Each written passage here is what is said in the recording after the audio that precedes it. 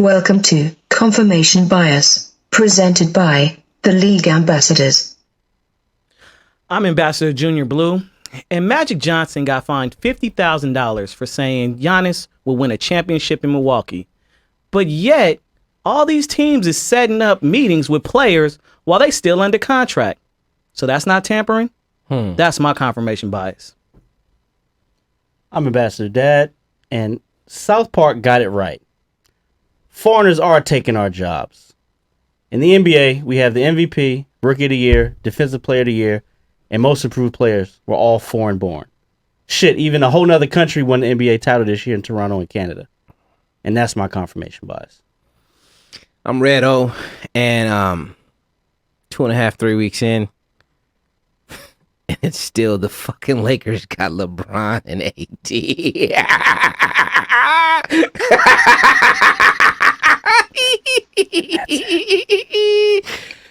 And that's my confirmation bias. I'm Ambassador Chef Curry, and in honor of the late, great Michael Jackson, I just want everyone from the NBA award show last night to remember that your ABCs are just as important as making ones, twos, and threes. And that's my confirmation bias.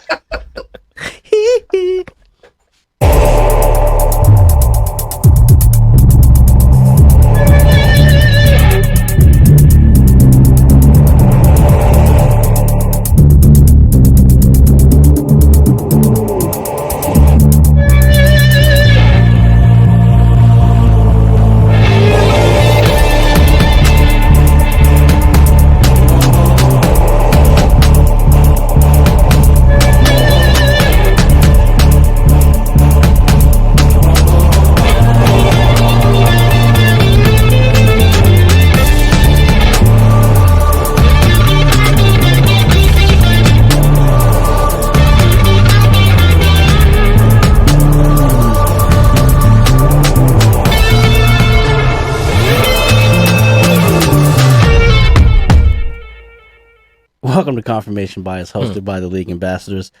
Kevin, I was taking a drink when you did that shit, man. You gotta give me a wink or something. Shout out to the NBA awards last night. As a reminder, check us out across all social media platforms on our handle at the League AM. Our website is theleagueam.com. You can find all of our content as well as our flagship NFL podcast, 32 Kings Road. You can also catch our Blogspot Diplomatic Immunity, where you, the fan, can drop your bars and spit your hot fire as it pertains to the world of sports. For those of you who are checking us out on Facebook Live, please share and double share the feed. Drop us some notes, some comments, and put any questions in there. We'll attempt to address them at the end of our show in the segment Diplomatic Immunity. Please download our podcast, Confirmation Bias, as well as 32 Kings Road. Subscribe wherever you listen to podcasts. Subscribe to our YouTube channel, which is under the banner League Ambassadors. And please sign up for the app Twitch and subscribe to us under there or follow us under there. We'll do all kind of live events. I think we got some bowling stuff coming up. We do ignorant boxing matches viewing at the house. So it's lit. You just check us out. This is episode 78 of Confirmation Bias. Tonight, we will stay focused in the NBA for the major part of our topics, but we will touch on some boxing, Major League Baseball. We'll talk about the biggest gangsters in America, the NCAA, and we'll debate the future of the NHL. That shit should be fantastic. But first, Seriously, let's get into our hot topics. So last week, Thursday, we talked about it on the show Tuesday before that, we had the NBA draft. So we're going to do a bit of a recap on the draft, talk about how well some people did, how poor some people did, and our thoughts on it. There were 17 trades on draft day, which was the most in the last 5 seasons. Now, we all know going in, and we all knew that it was a 3-player draft, so it was going to be more interesting in what the other teams did after that in the first round. So let's talk about like who came up. Like, which team do you think had the best draft? for me, this is easy. One, let me say 2 things. One, it was a struggle to even watch this shit because, one, I'm a Laker fan and fuck, we didn't have a pick. So it's like, I don't even care. And you were drinking since 12 o'clock? Yeah. Oh my God. And anyway, I was at a Welcome to AD LA party, and that shit was crazy. But anyway, 2, shout out to John Wall's first grade teacher. Shout out to Michael Ealy's drama teacher. It's funny because he can't read. Kaiser Permo, what? I'm sorry. But for me, it's easy. It's, like, without trying to make it too, it's New Orleans. they got the number. These motherfuckers looked up and got the number 1 pick, and they won on the day that the lottery was picked. So like it's simple. They got Zion. They got 2 top 10 picks. Yep. They got 3 in the top 20. And then they also got all the players from the trade. Yes, so exactly. They had a great day. Did you have anybody else? Or I'm sorry, go ahead, Kev. Well, you looked at left. So no, I actually went with the Atlanta Hawks, who the Pelicans made a trade with. I think they got a lot of young talent and some assets that they could potentially flip. I mean, I know they traded a lot. I think it was an 8, 17, and maybe the 35th pick. But I like the pieces they got. I think they may have jumped to get DeAndre Hunter, but if you add that they got Cam Reddish and we don't know what he's going to be just yet, they also got Bruno Fernando to add with Trae Young, and then Kevin Huerter, who also went to Maryland with Fernando. I think they have a good young core, and if they're ever going to start from the bottom and make Atlanta a serious free agent destination, which it should be because it's Atlanta, I think they got to start with building their core from somewhere. And I think they can get at least 2 or 3 guys out of this whole bunch of young cats that they could really build around. Do you think Hunter was a jump or a stretch at 4 when that's where he was slotted to go anyway? I just think based on what they needed and just him as a player around this already young group of talent, I personally wasn't completely sold on him, but I think with the sum of their parts, I think he can fit into that group, just based off the guys that they have. But I personally wouldn't have gone with him at that pick. But what position does Huerter play? He's a 2-3. Okay. He's a spot-up shooter, snipe shooter. Okay, but he went 4 because a different team may have needed a point guard. He wouldn't have went 4. Like if the Lakers kept the pick, then they probably draft Garland. You know what I mean? Like another team who needed a point guard would draft Garland. So like it was to me after those 3, it was about need at that point. Right. Yeah. I had New Orleans winning it. I mean, they were about to be a barren wasteland. And they turned it around to a team that's going to be exciting. Probably the funnest team in the league to watch. And they might not have any shooters yet, but I mean, it's still they got negative shooters. They're going to be running and gunning. I mean, even Kenyon's not here, but they got Hayes to play center. So they're going to be running and gunning for sure. He was on them. The Lakers didn't have any first round picks, right? No. Y'all still won. I mean, that's AD. That was easy work. Do you think that's an indictment on basketball as a whole, that it's literally like a 3-person draft, that we think that it's a 3-person draft? Well, normally I feel like everyone assumes it's a 3 to 5 person draft. Then after that, you draft for need. But every year there's somebody that comes in 10, 11, 12, 15, 25, 30 that comes in and shows out. And I felt like this draft was back in heavy. Like there were a lot of, when I say heavy, I mean like there was a lot of value in the end of the first round, second round, where I think those picks, it was almost like NFL style shit. Like, some of the best picks, and you don't even start till 3, 4, 5, Right, what I meant by a 3-person draft is like going into it, you're like, okay, well, one, we don't have the same, NCAA doesn't have the same kind of reach that it used to have with players staying longer, and you got all these one and dones, and then you really can't evaluate them. And then you always have these gems. I mean, Steph went 9th or 10th, and where did Giannis go? Giannis went like 15th, like halfway, yeah. And who went number 1 in his draft? What was 15? That wasn't the Bennett draft, was it? It might have been the Bennett draft. Was it? Yeah. Oh my gosh. Yeah. I'll look into that. But no, I do think that it is an indictment to an extent about about college basketball, but I think it's more of an indictment on scouting because I mean, and let's be honest, we don't really watch that much college basketball. You hear these 3 names and just think that's it. When keep in mind, who was Ja Morant to most people a year ago? And you look at his E60 story. He talked about how well he played coming up through his own program, and people just didn't give him a look. And now, in my opinion, he's the best basketball player in this draft. I think at the end of the day, people just don't evaluate talent the way that they should, and that's how guys like Kawhi and Giannis and guys that get drafted later on in the draft actually end up being the better basketball players, especially because the college game doesn't necessarily equate to success in the NBA. And the funny thing is, because no one's really talking about him. They talking about Zion because of his talent. But like in 4 years, Zion may be 400 pounds. He look like Booger McFarland. And Ja may turn out to be the diamond of everything. I think Ja wins Rookie of the Year, and it's not even close. I mean, he's gonna have so much responsibility there in Memphis. Changing speeds. We talked about which teams had a good draft. Who had a shitty draft? What did OKC need last year? Psychiatrist. Yes. Like turn the list up. They needed shooters, and they went out and got Darius Bazley, who is another wing player, athletic, 6'9". They have a bunch of those already. He's not really a shooter. He was an intern for New Balance last year. Didn't even play basketball. I mean, it's just I don't understand what they did. Yeah. For me, it was what the Suns did with Cameron Johnson. I think it was obvious they needed a point guard. There were point guards on the board, and just from he has raw talent, obviously, but just based on, like Omar said, value that's in this draft, I think they could have gotten a much better player given what their roster looks like now. That's not to say he's not going to be good. I don't see why they didn't draft based on what that team needs. You didn't like them getting Jerome? Not at the pick that they made for Cameron Johnson. Because they traded out of the 6th pick. Well, can somebody tell me what the fuck Philly did?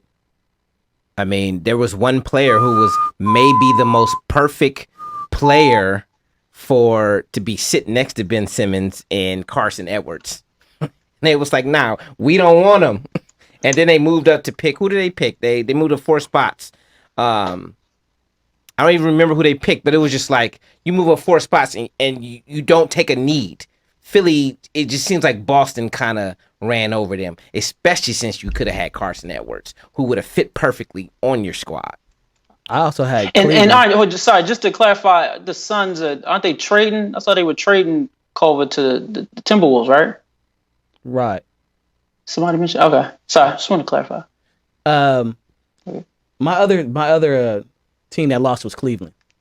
They had Colin Sexton on the squad, and yet they go and draft Darius Garland. Yeah. They have other needs on that team that could have been filled, but yet they chose another point guard.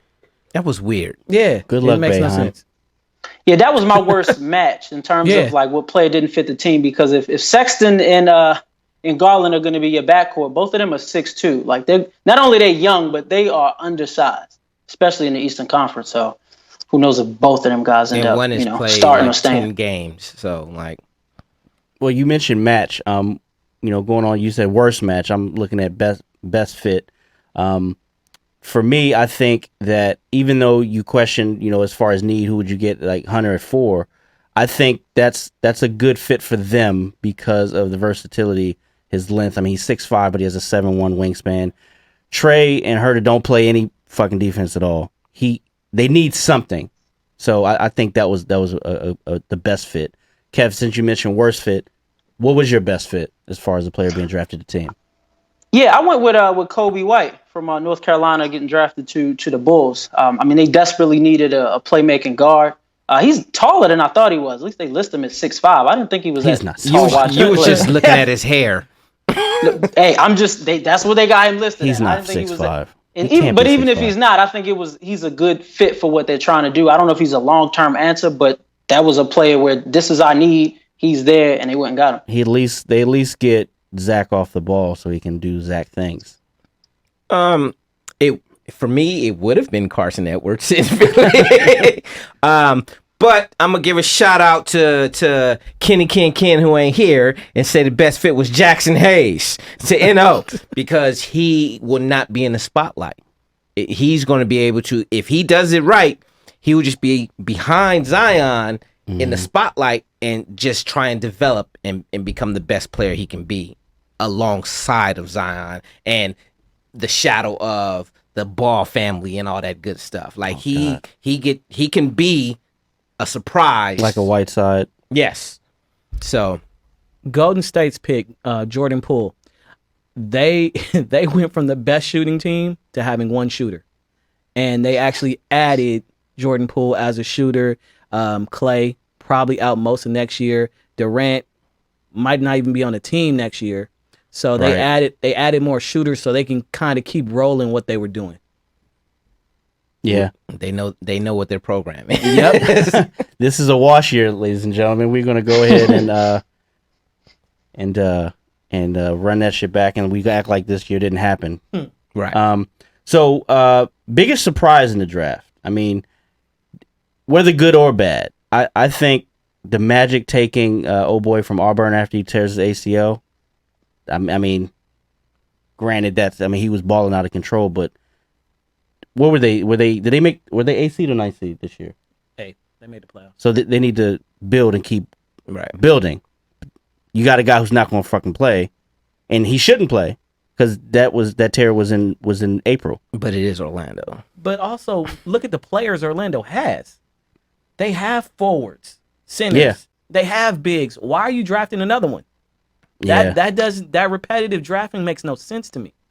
And for that reason, no less, I went with the Pacers. They drafted that international guy, Goga something. But I mean, he's a tall stretch four. This pretty skilled. He reminds me of Big Boy from Denver. But you already have Miles Turner and Sabonis who already do that. So unless that's an indictment on one of those two guys, it is. I was kind of confused that they but unless that's the case, I was confused as to why they did that. Was Goga the dude who was sitting there by himself looking like somebody stole his girlfriend?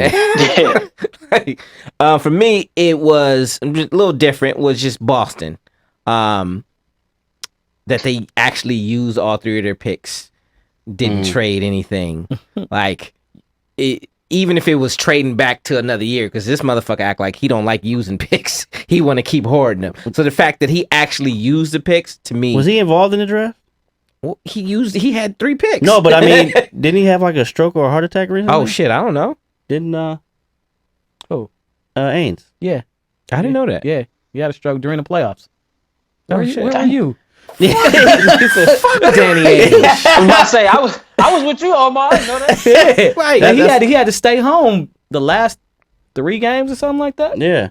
Okay, so maybe that shit was made by the assistant. Oh, yeah. I mean, I don't know. I mean, I'm purely speculating. I mean, that kind of makes sense, but still, fuck him. Let's go.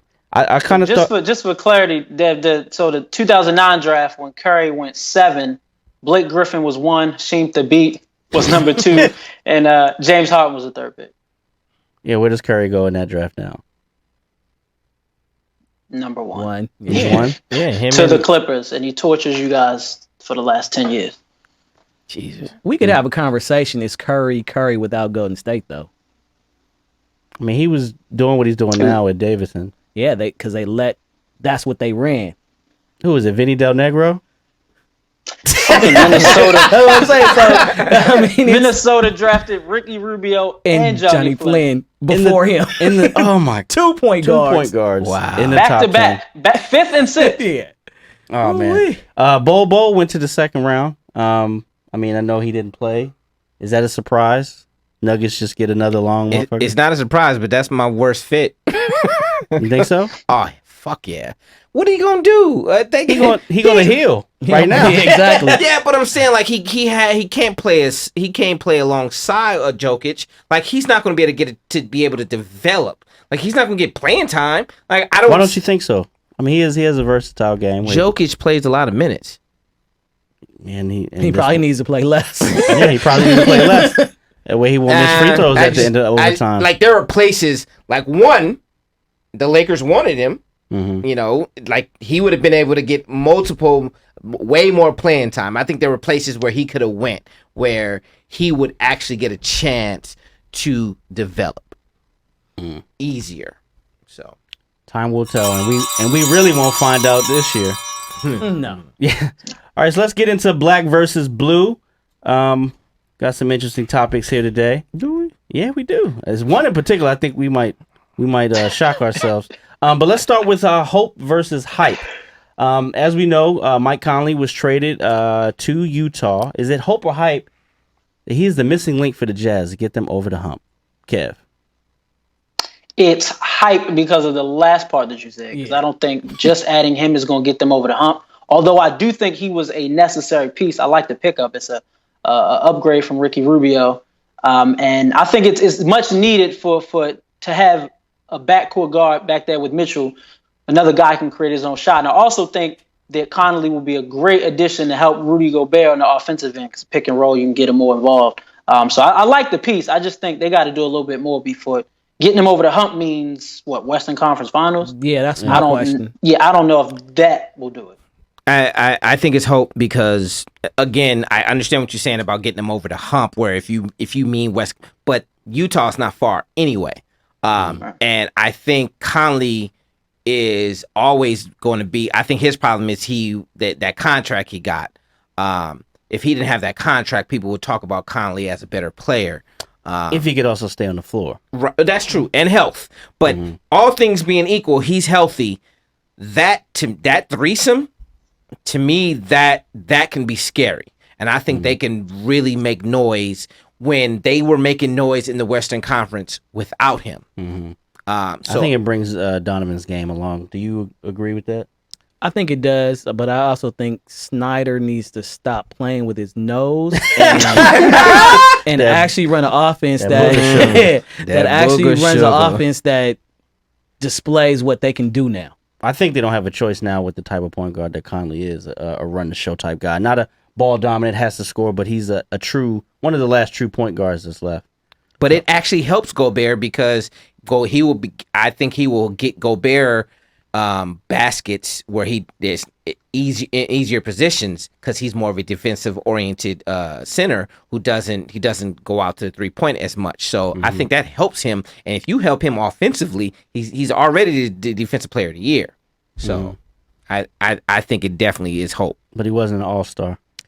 And that's something. Switching to the sweet science, Andy Ruiz, who just early this month TKO'd the heavyweight champ from Britain. My bitch up.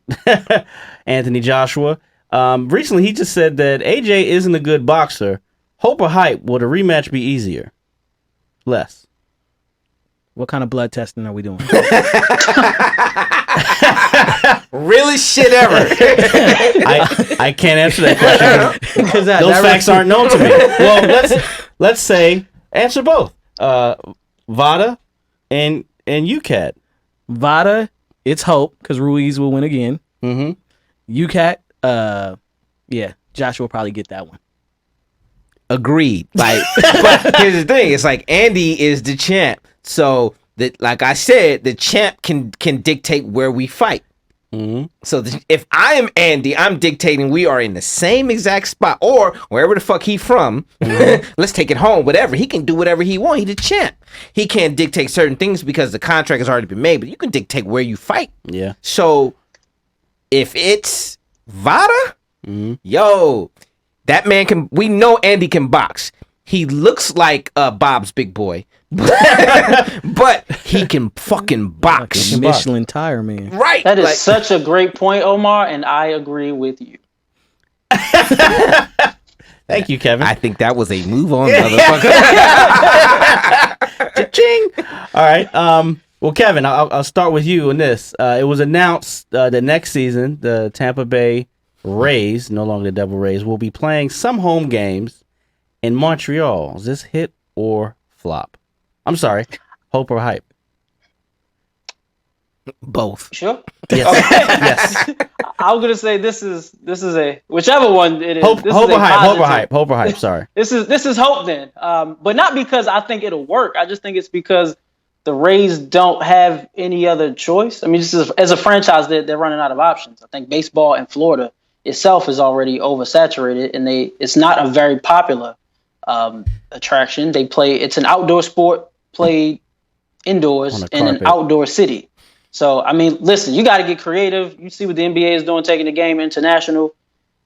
it's a shot in the dark. If it hits, great. If it doesn't, who gives a fuck about the Devil Rays before this? Heard a story. Don't know how true it is, but the story went that the only reason why they were pushed to existence in the first place is because Steinbrenner had moved to Florida and to Tampa Bay, and he wanted to live there more than he wanted to live in New York. And he realized if there was a team in Tampa Bay, he could see the Yankees at least 9 times. So because he was owed a lot of favors, he pushed for it to happen. But the problem was, I want to say there was only one Fortune 500 company in Tampa Bay. And if you have any sort of franchise, you need multiple Fortune 500 companies because they buy up all the suites. So it was something that wasn't viable, and baseball knew it. But Steinbrenner was like, they did the Yankees a solid. Yes. So is that hope or hype? It is fucking hype. but it's the reason why I say it's hype because it is like it didn't work where there was a Canadian team already. Like I just don't see it working at all. Like it's gonna be it's gonna be some fresh blood at first. People come, but it's gonna be the same thing either way. If you think you gotta split or you gotta move, it's already a wrap. It's a wrap. They getting 2,000 people a game.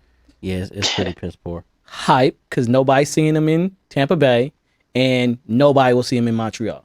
You're gonna have Devil Rays thirsty for? No, not for them. No. I mean, they had some fanfare with the Expos. And what happened? I mean, you know. Wait. So what's the Expos record this year? Whatever the Nationals record exactly. That team in Washington. It'll be interesting for a second, but it's not somewhere.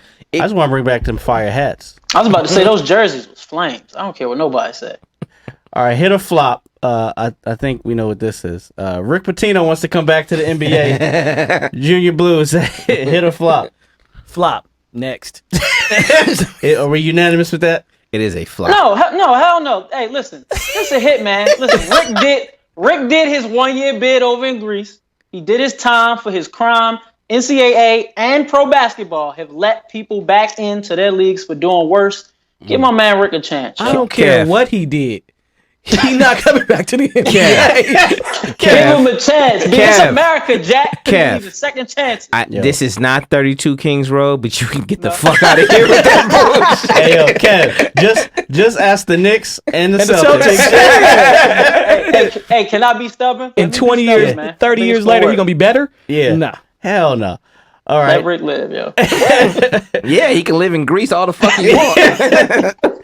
He was getting in trouble over there. That's why he Yeah. All right, hit or flop. Nick Nurse, who is the coach of the Toronto Raptors who won the championship, became the 3rd straight head coach to win it all in his rookie year. That would go back to Steve Kerr winning it in 15. 16 was Tyronn Lue, and then now in 19 it's Nick Nurse. Does this change the retread hiring dynamic that the NBA has been plagued with for 100 years? No. Does it? No. You know why? Because eventually even the fucking retreads have to retire. So this is the next set of retreads. All I'm saying is this is the new blood. Wait, what? Listen to what I'm saying. You gotta run that back. Listen to what I'm saying. These coaches now will eventually be retreads. Hey, I haven't been drinking, and I felt bad that I understood what he was saying. I'm just saying. All I'm saying is you have to insert some new blood into the retreads. Yeah, but when will they be retreads? Coming up. They gotta get fired. After they get fired, somebody else is gonna want to hire them. It is the nature of the sport, is what I'm saying. You had some success over here. I want you to come over here and impart that success.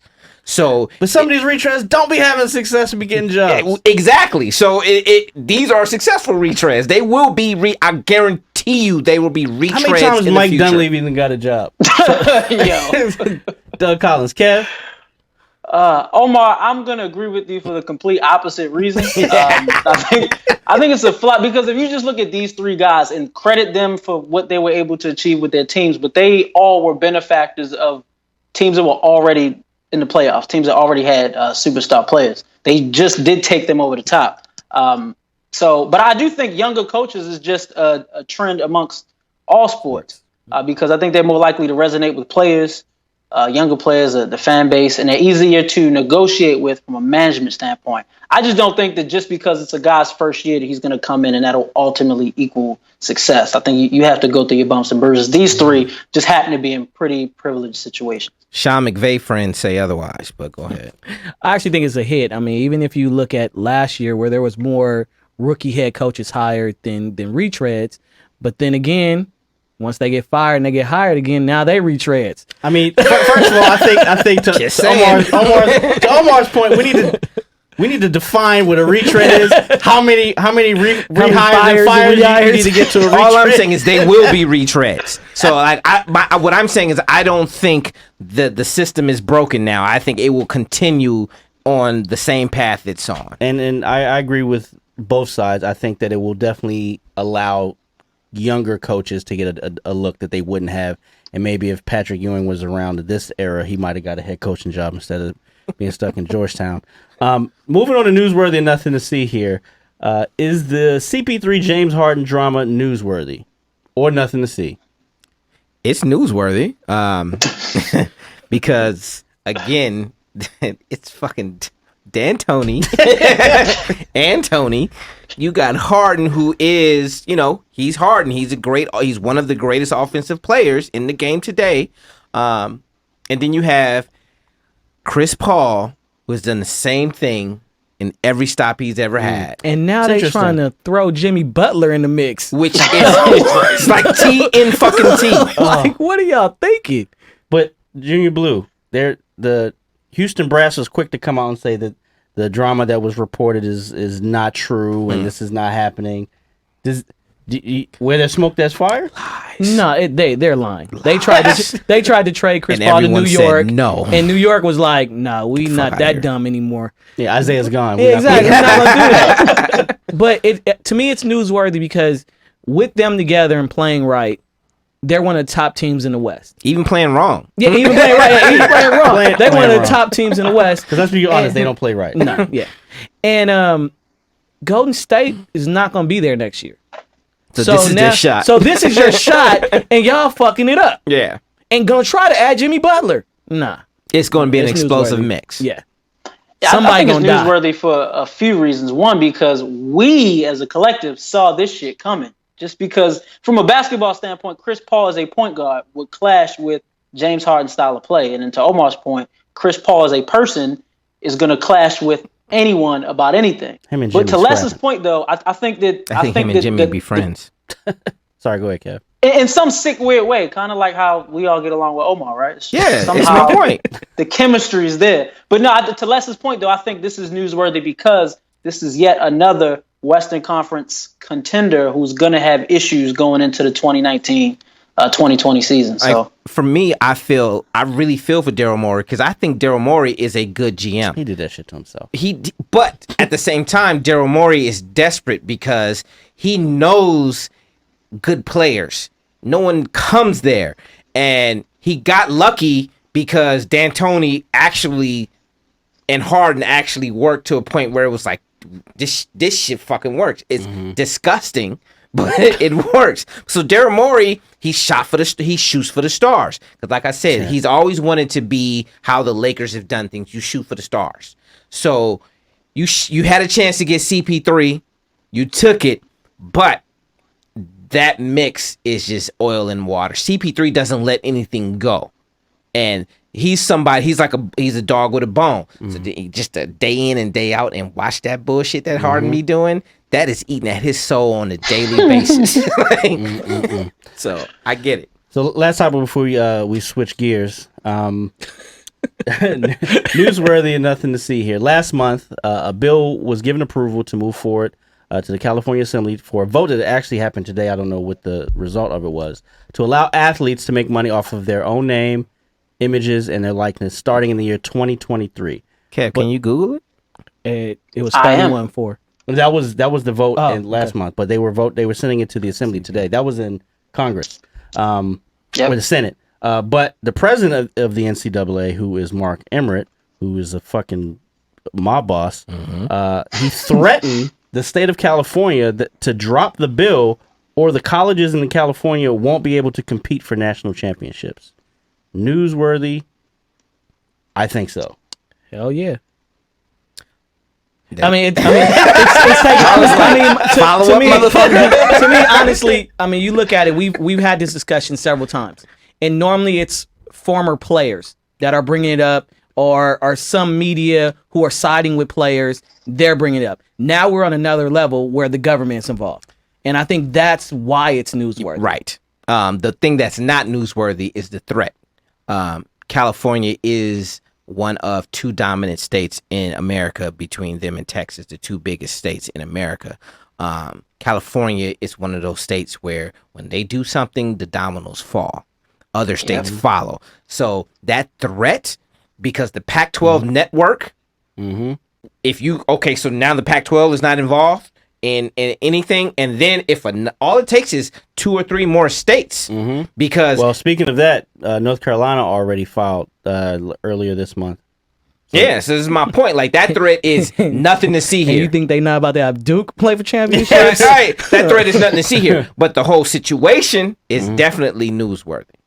Kevin? Yeah, absolutely. I agree. And just from what I'm reading, if the law passes, it will begin in 2023. Yep. And because of, I think it's 23 Division I schools in the state, 4 that are in the Pac-12. I think that, I mean, again, this is, like Les said, this is what we've been talking about, but we're slowly getting to that point where we are dismantling these systems that were built to exploit people. And we've seen, I mean, if anyone gets a chance, please go watch Andre Iguodala's Breakfast Club interview. He talked about this dynamic that back when he was playing, they would only get fed on game days. Like certain things, like stories like that just really show how just dangerous this system is. And something like this in a state like California, if it does pass, and it looks like it is, I'm trying to find it online to see what happened today. But if I don't, I think this will be monumental, and it'll have a domino effect across the country. Hey, Kev, I swear to God, when you was speaking, you went from talking on the show to acting like you was being Mr. Baltimore. Like, your whole demeanor changed. You was trying to say the city right there, bro, and I felt it on a spiritual level. Hey, I'm looking out for your state, bro. Mine's gonna come last. I'm good. Okay.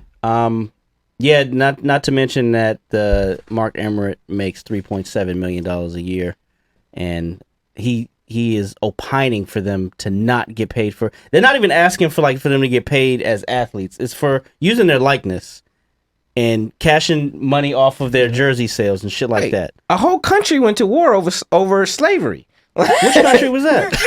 This one.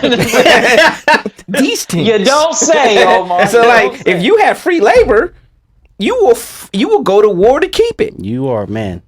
You might not have said anything better than that. It's the same design. All right. Well, we have a civil war going on amongst our ranks tonight. Is you with it or not? Debate segment begins with the fact that we witnessed 6 of the top 15 picks in the 2019 NHL Draft last week. They were Americans, including the number 1 pick, Mr. Jack Hughes, straight out of the wonderfully awful state of Florida. It's the 4th NHL Draft in a row where the number 1 pick was not a Canadian. So we saw this last night with the NBA Finals, like Devin mentioned, where foreign-born players are taking over our beloved sport. So the question tonight is this happening with NHL? Is the USA taking over Canada as the leader in hockey? And our battlers tonight features none other than Junior Blue. Is set tripping against Big Red O. I will be judging. Devin's got the coin and the clock. Figure out who's picking which side here. Junior Blue. Tails. It is heads. I'll let him choose. Oh, you win anyway. USA is not overtaking Canada. And he's going first. Whoa! What a surprise. What a surprise. All right, whenever you're ready, I'm gonna let the music bump. You can let it bump. I need like a 30-second intro. Okay. All right. Used to say The USA isn't overtaking Canada as the leader in hockey. The Americans did have a great showing in this year's draft, with the number 1 overall pick being Jack Hughes. But the Canadians still controlled the draft with 13 players in the first round. 2018, there was only 6 Americans drafted in the first round. The Canadians nearly doubled that with 11. In 2017, only 5 Americans were drafted in the first round, while 12 Canadians. This is the running theme of NHL drafts in the past, so that's one reason I feel like USA isn't taking over the Canadians. It is true that since 2003-2004, the Americans have gone from 10% to 26% in the league. But you have to also look at that the Swedish players have nearly doubled their players from 52 to 97 skaters. While the Russians have really taken the biggest hit, going from 64 skaters to 39 skaters, which makes up some of that difference on what the Americans are taking up as far as skaters. The U.S. has made strides in bringing hockey to the warmer states like Florida, California, and Texas. This has built up our talent pool by making it more available to kids across the country, especially with the USA Hockey National Team development team. But the Canadians still control 43% of the league and consistently put more players in the league every year. Because of that, the USA is not overtaking the Canadians as the leader in hockey, and we will not see it in the near future. Bullshit. Excuse me. My bad. Got a little cold. Whew. I thought you was gonna jump right there, Omar. Hey, no. Keep going. Hey, you know what? Since he got the hoodie on, let's do something a little different. Hey, yes. All right. Let me know when it's time. Whenever you He start. right Let's around. go. Let's go. All right. So let's start with a little perspective here. Picking me for this debate segment is the equivalent of me going undercover at a KKK rally and then taking off my hood mid-rally like, surprise, bitches. It's just not supposed to happen. Or it's like making your drunk friend do a karaoke song when he don't know the lyrics of the song, and then you hand him a paper of the lyrics in a dark-ass club. That's where we at tonight, but I digress. We are here, so let's roll. So, the answer to the question is, it's a big smacking yes. America will take over Canada. We will. Because you know why? We live in America, the land of the free, home of the brave. Free. Hey, I didn't interrupt you. We live in America, land of the free, home of the brave. Free if you got money, brave if you don't. So, we are the light. We are the tip of the spear. Everything we do is great. As, you know, Lonzo Ball's daddy told me. But the truth is, let's be all serious. Truth is, we have invested heavily in our youth developmental programs, and it's finally paying off. This year's draft was the 4th in a row in which the overall pick was not a Canadian. A 4th in a row. That is not luck. That is a trend that is showing no signs of stopping. At this dramatic rate of growth, the American-born top 10 draft picks will be will all be American within the next 5 years if it continues with this rate of growth. Even though Les Junior Blue tried to deny that. And as a proud, upstanding American, we all know that once America takes control of something, we never let it go. So bye-bye Canada and hello America, the kings of hockey. P.S. If Trump is reelected, I'm dead ass moving to Canada, so get ready. Omar pays his taxes straight to Gilead. And I gotta win because my shit was way more entertaining. Hey, shout out to both of you. Shout out to Omar for fluffing a minute and a half of his 2 minutes. Kev, you are the judge and the jury on this debate. What say you, sir? I will fucking fight you, Kev. Give me my first victory, dog. Omar, no, you get the fuck out of here. Hey, listen, Omar, you get an E for effort when it comes to creativity, bro. I'll give you that.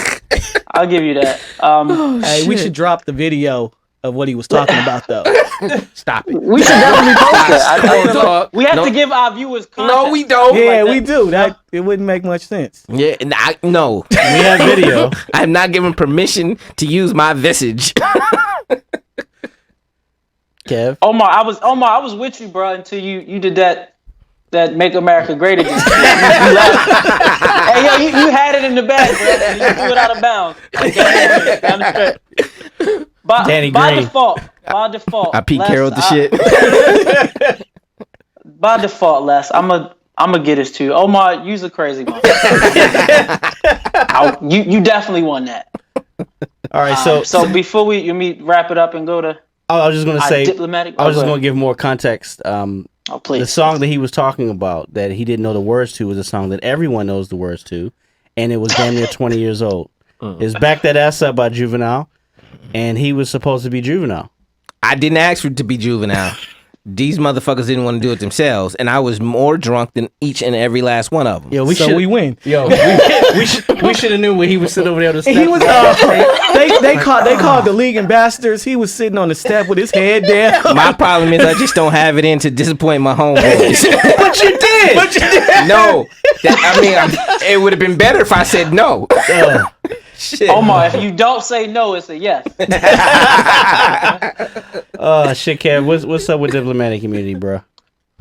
All right. So Paul from Minnesota reached out. He wanted to know, and I don't think we talked about this when it first came out. I don't think we had time last week, but about the battle of the Garcias, the war of words between Mikey and Danny Garcia. We didn't talk about that last week, did we? Nah, it hasn't been completely signed off yet, but it's coming. Well, if it does happen, you guys have any thoughts on that fight? What it at least would mean for either of those two guys or boxing in general? Some of us have different ideas. We definitely have some different ideas. That's a debate. It could be a debate. Me personally, I think Danny is not swift enough. Pun intended. I just think, like, I understand, like, I don't want to. People use recency bias, and up until that last fight, which he was outmatched by, in my opinion, the best fighter today in Errol Spence. Mikey is an amazing fighter, and I've never thought in his whole career that Danny Garcia is an amazing fighter. I think Mikey has all the tools. Mikey's only problem is he's tiny, and I just think Danny is not that big where he can if he catches Mikey, he can do something. But I think Mikey is way more skilled than Danny, and I think he can outthink him. I think he can see him coming, and I think he does have enough power where he can do damage to Danny Garcia, and I think he comes out that fight. I agree with Omar to the extent that Mikey is the superior boxer. Before that fight, he was up on the pound-for-pound list, even after having a 2-year hiatus because of contract disputes with his promoter. I think a little bit differently about Danny. I think he and you said recency bias. He looked really good in his last fight. I think Mikey wins the fight, but I would not be surprised if Danny wins. And the way that Danny can win is he needs to jump on him early and use his size. But Danny's a slow starter. And Mikey should be smart after having felt Spence. But I think it's a tougher fight than Omar Lee thinks. That's what I got. Now, I have a 2-part question. The second part is for Les specifically. So I'll just start with the first part. Strictly for basketball. If I sell my house after 1 year, no. What's the ARV on it? No, so strictly for basketball reasons, bias aside if you can. Which move makes more sense for Kawhi Leonard, going to Clippers or staying in Toronto? We had this conversation. Honestly, I think staying in Toronto would be the best thing for him. They have the ability to run it back next year. They just won the championship. The Clippers have a nice scrappy squad, but if you add him to it, does that really make you a championship contender? I don't know. I don't think so, but Toronto would be the place if I was him. And I know specifically for Les, but the second part of this question is it is a easier path to the finals every year if he stays in Canada. And if you have to do less to get there, that will always be the smarter play. LeBron James. Yes. So for Les, Roosevelt Kleins, who sounds like he has money, wants to know less specifically. Let's assume Kawhi goes to the Clippers. who do you think will have a better record, the Clippers or your Lakers? It's hard because we got 3 players. So if the Lakers fill out their roster the right way, the Lakers will have the better record. And even if that's getting a max player, let's say Kyrie or someone like that, I still think they can fill out the rest of the roster to be a better team than the Clippers.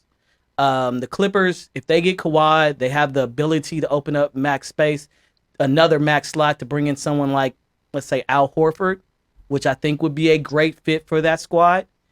I think we will finally get a hallway series. That's worth it. Yeah. There hasn't been one, huh? Nope. Fuck the Clippers. The Clippers didn't make the playoffs for 40 years. Well, thank you, Mr. Kleins. Appreciate your question, sir. And that's all we got. That's all we got? All right, well, let's get the fuck out of here while we can. That is our show for today. Again, this is episode 78 of Confirmation Bias. Thanks for joining. Please download the Twitch app. Follow under The League AM. Check us out on social media. Again, our handle all over the place is The League AM. Website is theleagueam.com. Go to Diplomatic Community. Talk your shit. Please share across social media. Like and subscribe. Remember, liking is cool, but sharing is caring. ABC. See y'all when we fucking see y'all. 1, 2, 3. Equals 40 million. ABC. 1, 2, 3. Hey, remember when Mike Jack was black?